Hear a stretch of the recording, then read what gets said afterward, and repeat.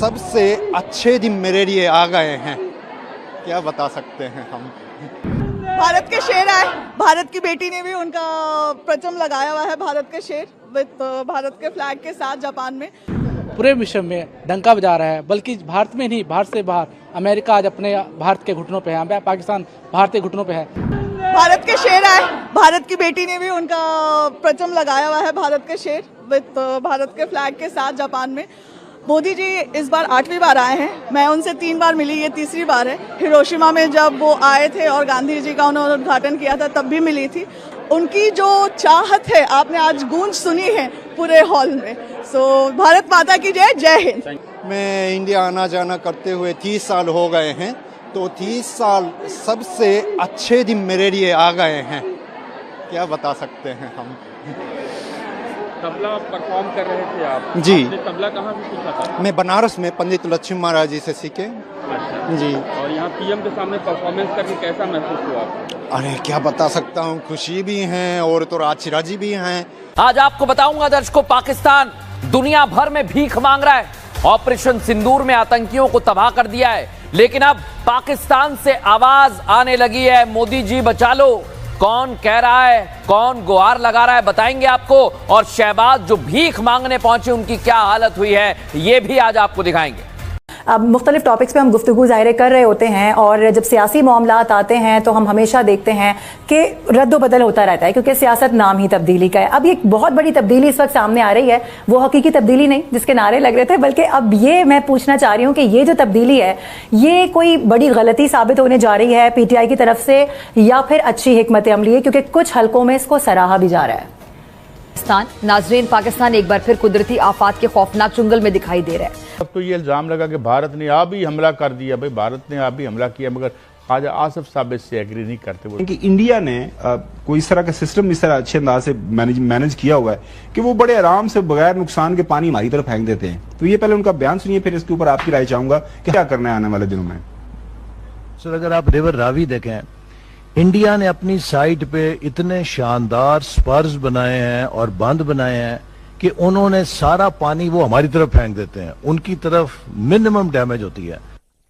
कि वो मिनिस्टर भी हैं और बड़ा वाहो बुका कर रहे थे, उनकी हाउसिंग सोसाइटी में सबसे पहले पानी घुसा इधर इसकी तरफ। तो बात यह है कि ये इन्होंने इसको जिस तरीके से मैनेज किया, अंदर से हमला जो ज्यादा बड़ा हुआ है। भाई अगर हमें पता है वो हमारा दुश्मन है, हम डैम बनाते, यहाँ कहते थे हम डैम बनाएंगे। तो आपने कल स्टोरी दी, क्या 1967 में या 73 में कब ये फैसला किया गया था, और वर्ल्ड बैंक की तमाम हदायत की रोशनी में कि यहाँ डैम बनाएं। काबीना के 2 वजीर हैं। एक वजीर ये कह रहा है कि भारत ने अभी जारहियत की, भारत ने जो बंद बनाए थे वो पानी जो है वो भारत में फेंकने की बजाय वो पाकिस्तान में फेंक रहे थे और जानबूझकर पाकिस्तान को नुकसान पहुंचाया गया। जबकि दूसरा वजीर कह रहा है कि भारत ने अभी जारहियत नहीं की। मियां साहब, इस तरह लगता है कि आसमानी आफात और इंसानी आफात और माशी आफात जो है वो एक जैसे कहते हैं ना, मुसीबत अकेले में नहीं आती। और जिस तरह हमने अर्ज़ किया कि हम आसमानी आफात को इंसानी आफात में तब्दील करने में बड़े माहिर हैं, कि अगर जिन चीज़ों को हम अपने मफाद में कर सकते थे। बहरहाल मैं आप अगले सेगमेंट पे आता हूँ। मियां साहब, ये जो आपको ऐसा लगता है कि भारत ने इसको इस्तेमाल किया है हथियार के तौर पे, तो आपकी तो कोई तैयारी थी ही नहीं, और आपने तो हमेशा से ही जो है वो भारत को एक दुश्मन माना है। तो फिर दुश्मन आपको बताकर हमला क्यों करेगा? तैयारी तो हमारी होनी चाहिए थी, लेकिन हमारे पास ऐसा कुछ नहीं था। ये क्या बात हुई कि वो अटैक भी कर रहे हैं, वो पहले से बताए भी हमारे तुम्हें मारने के लिए, अब कर लो जो करना है, ऐसे थोड़ी होता है। लेकिन बहरहाल अपनी यहाँ पे एक तरह से अपनी गलती है पाकिस्तान की कि कोई डैम नहीं है, कोई ऐसी चीज नहीं है जिससे कि इस तरह की सिचुएशन में बचा जा सके। सिर्फ एक चीज जो अच्छी हुई है कि पहले सर बेचारे जो middle class, lower middle class या लोअर क्लास थी, वो बेचारी इसमें फंस जाती थी, उनकी चीजें तबाह होती थी। इस बार पानी ने किसी को नहीं छोड़ा। बड़ी बड़ी हाउसिंग स्कीम जो है ना वो पानी के अंदर चली गई हैं। ऐसे लोग भी जो कि पाकिस्तान के करता धरता बने होते हैं, उनकी हाउसिंग स्कीम्स की भी ऐसी तैसी हो गई है। तो यहाँ पर इन्हें यकीनन अब सोचना चाहिए कि अब इस तरह की अगर आफत आएंगी या इस तरह की मुसीबत आएगी तो उससे बचने के लिए क्या क्या किया जाए। अब ऐसे काम नहीं चलेगा कि भाई वो भारत के नाम लगा दें या किसी और का नाम लगा दें। अब थोड़ा सा अपना नाम भी लगाना पड़ेगा कि हमसे कहाँ गलती हुई है, तभी मुसीबत से निकलेंगे।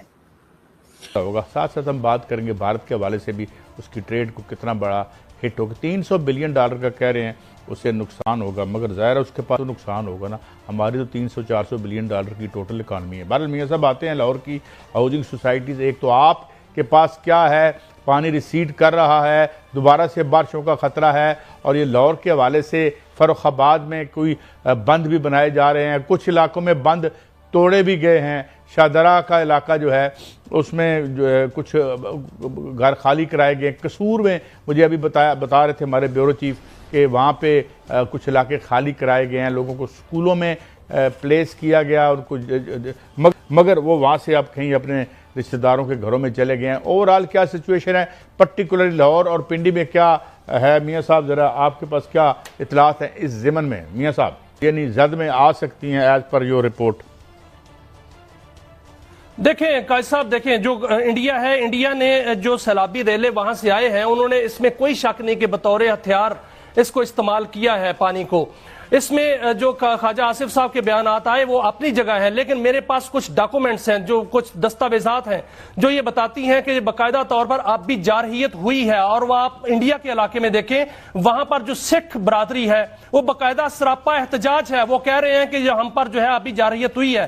करतारपुरा जो सिखों का है वो डुबो दिया गया, वो बाकायदा तौर पर डुबोया गया। अब लाहौर की जो सूरत हाल है, बाकायदा तौर पर लाहौर पर अब भी हमला किया गया है, क्योंकि लाहौर के पास जो रावी दरिया पर उनका थीन डैम है उसमें उस वक्त जगह खाली थी जब उसको कंट्रोल्ड वाटर जो है वो छोड़ा जा सकता था।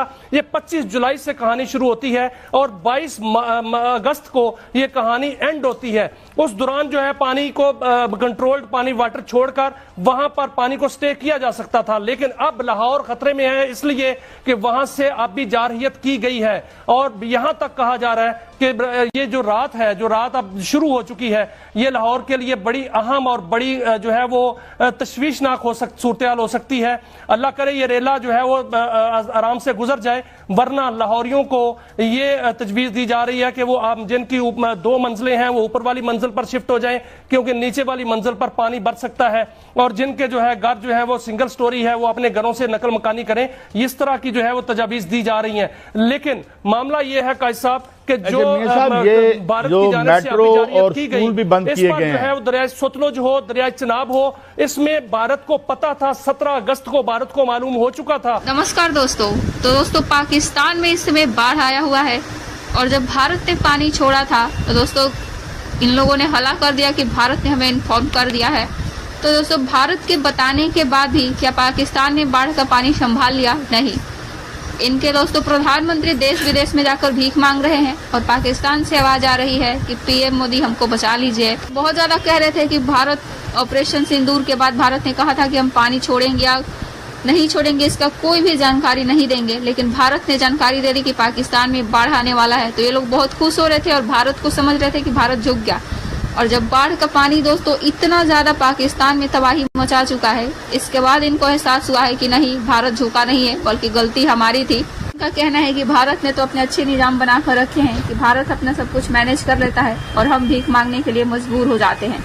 इसी के साथ वीडियो को लाइक और शेयर कीजिए और चैनल को भी सब्सक्राइब कीजिए। कि वहाँ क्लाउड बर्स्ट हो रहा है। मियां साहब मैं मानता हूँ भारत कब हमसे उन्होंने दौरे किए वहाँ पर, और वहाँ से बड़ी तो अपना में पानी जो है वहाँ से निकल रहा था। मियां साहब जो उनके सुनिएगा, जो रडार है उनमें जरा भारत की तरफ आते हैं। मैं मेरी बात सुनिएगा, मैं ये अर्ज कर रहा हूँ भारत ने कब हमसे मोहब्बत की है? उसने हमारे साथ जंगें की हैं, चंद दिन पहले उसने हम पे जंग की है। लेकिन मियाँ साहब मैं जो बात करता हूँ ना उसकी फितनतुल दवाखिल की, वो यही है। ये हाउसिंग सोसाइटियां, ये 2 नंबर हाउसिंग सोसाइटियां। एक हाउसिंग सोसाइटी वाले को तो मैं देख रहा था, पानी को जो है वो ये पानी एसेट है और इस पानी को अजाब बना दिया। तो मियां साहब हमला अंदर से बड़ा हुआ है, बाहर से अभी आज एक रखें, इसके बाद ये सैलाब जब गुजरता है अगले साल तो खैर फिर आएगा। ये जितने लायक बच्चे हैं, पुत्र हैं हम, वो उसका तो हमें पता ही है। मगर एक इंक्वायरी क्या होगी, इसी तरह होगी जैसे चीनी की हुई है, इसी तरह होगी जैसे IPPs की हुई है कि ये किसने अलाउ किया, ये किसने इजाजत दी, किसने अलाउ किया इन जगहों पर हाउसिंग सोसाइटियों को बनाने के लिए।